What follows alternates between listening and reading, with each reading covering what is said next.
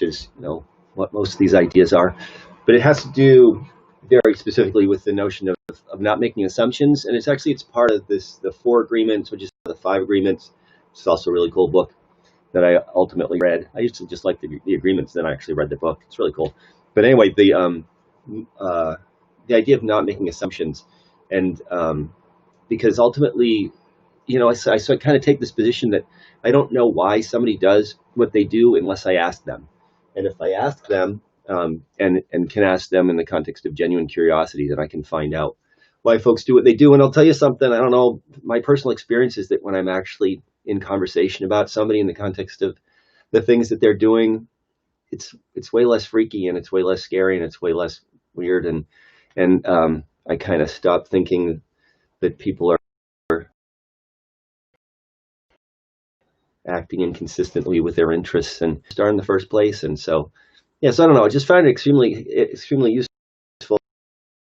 So two really important key: don't make assumptions, and it's also links to the idea of making judgments about other people and who they are and all that kind of stuff. And really, and the other one, this position of genuine curiosity. So yeah, so if I'm going to ask somebody a question, I'm going to really make sure that it's actually a question and it's not kind of a statement disguised as a question. And I don't put this out there just, it's like, why can't we all get along kind of thing. It's more about just the profound positive effect that this has had on my life. It's to not be carrying, or because I have to carry those assumptions. I have to kind of make space for them in my life and have to kind of remember what they all are. And it's just a lot of work. Whereas if I stay in a position of curiosity, I can be asking people, I don't know, it's A, it's a lot easier. B, it's I don't know, it creates kind of a calm in my life, and especially right now, calm is really good.